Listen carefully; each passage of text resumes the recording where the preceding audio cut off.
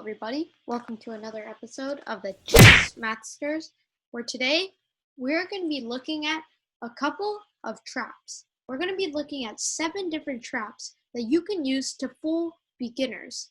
And by beginners, I probably mean players that are under 1,000. They might work for people above 1,000 if they don't know these traps.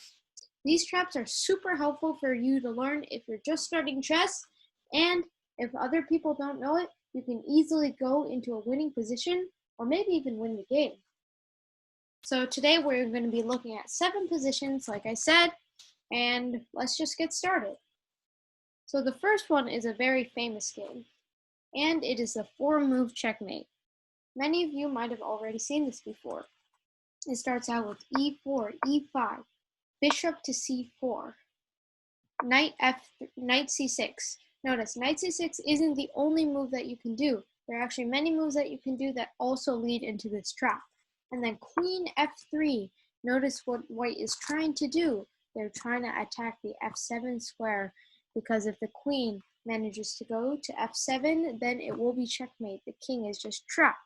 And let's say that black doesn't know what they're doing and plays a move like bishop c5. Oh no.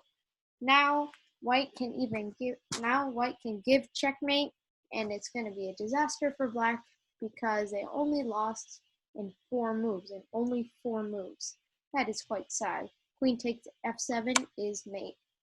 Let's go to our next position, and this one is even funnier. This position is quite rare to happen, but if it does, that means you can achieve checkmate in only 2 moves. That might seem crazy, but it's actually for black, and black is going to get checkmate. And it starts out with f4, already a bad idea. It is not a good idea to open your f-pawn in the first move of the game, because notice this diagonal is very deadly. And if the queen or the bishop ever manages to get there, that will be very bad. e6, opening up this queen, ready to attack the king.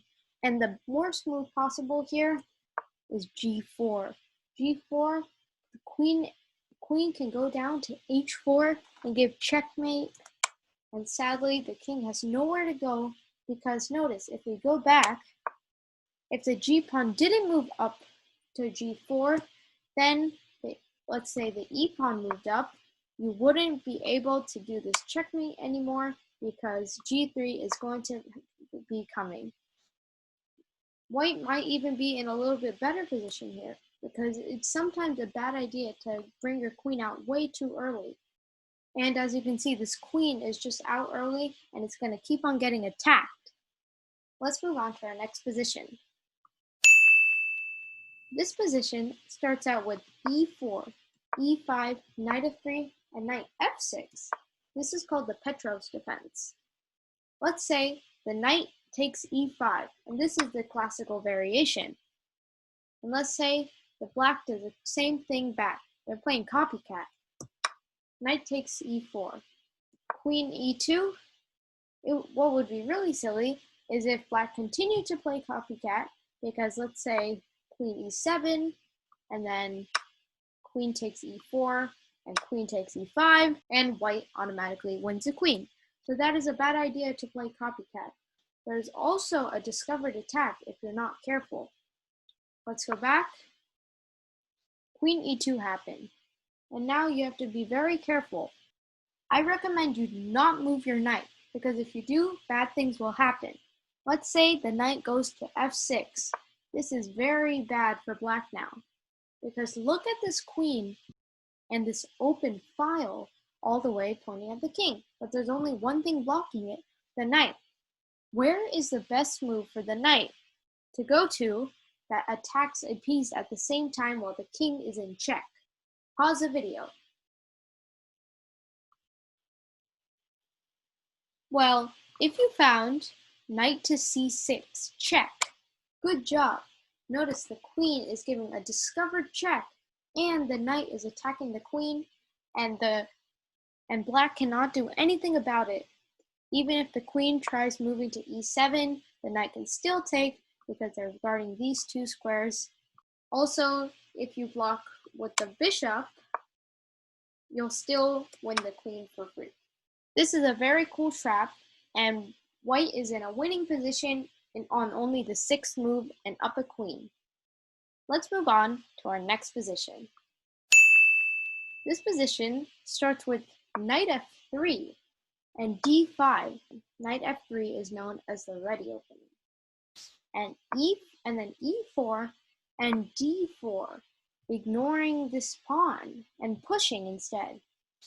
And then let's say bishop c4, and then h6, and knight e5, and bishop e6. Notice this is a very specific position, but if you're ever able to get it, that is very good for you. Bishop e6 is actually a big blunder, because after bishop takes e6 and f takes e6, well, now it's mate in 2, because queen h5, and poor black only has one piece to guard with, and that's g6, and after queen takes g6, that is officially checkmate. The knight is blocking this square, and the diagonal is completely deadly. Let's move on to our next position.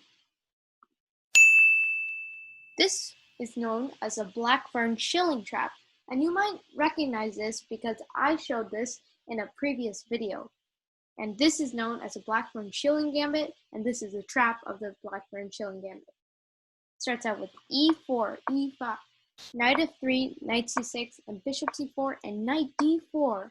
White has to be super careful, and if knight takes e5, this is a greedy and obvious move, but white is in a lot of trouble now. As you can see, knight takes d4 is a lot better, because after the trade, white is in a really better position with 2 pieces developed instead of 1 developed pawn. But let's go back, and let's say white does knight takes e5. This is a very bad move. Queen g5. Now white is in huge trouble. They're attacking the knight, and they're attacking this g2 square. Knight takes f7, attempting for a trap of a fork, and notice the bishop's defending, but that's not going to work, because continuing, white is going to get into even more trouble. After rook f1, defending this rook, queen takes e4, bishop e2, and knight f3, and a nice smothered checkmate to end the game. Notice, white is trapped by its own pieces, oh no, and the bishop is pinned by the queen. Let's move on to our second to last position. This one is known as a Lasker trap, and you might see under promotion that we also did this in a video. It starts out with d4, d5, c4, and e5. Notice this is the Queen's Gambit, and e5 is known as the aggressive Albin Countergambit. After d takes e5 and d4, also ignoring this pawn to capture, e3. This is a very big mistake, because bishop b4 check, d2, bishop d2, and d takes e3. Oh no. Now white is in huge trouble. Bishop takes b4 is the worst move, and you're falling right into the Lasker's trap. E takes f2 check, king e2, and f takes g1 equals a knight. And under promotion comes with a deadly check. And after king e1, notice if rook takes g1, bishop g4 is a skewer. And if queen, and then after king e1, queen h4 check, and king d2, and knight c6, black is winning for real. Let's move on to our final position. We got there quickly. This position starts out with e4, e5, knight f3, knight c6, bishop c4, and knight f6. And after knight g5, the Italian game knight attack. Notice they're attacking the f7 square, hoping for a fork. But black can completely ignore the threat with the amazing bishop c5. And after knight takes f7, now black is actually can do a trap that might be deadly. After bishop takes f2, notice, if the king moved, white would be in a winning position, But like I said, these traps are for beginners. Let's say the beginner didn't know the trap and did king takes f2. Now after knight takes e4 and king e1, well, now white is in huge trouble, because after queen h4 and g3 and knight takes g3 and h takes g3, now black just won the white rook, and now is probably going to win the game later on. Well, that's it for today. I hope you enjoyed, and you just learned 7 new traps to fool your friends and other beginner players. Please like, subscribe, and hit the notification bell so you'll always be notified when we release new test videos. Thanks again, and see you later.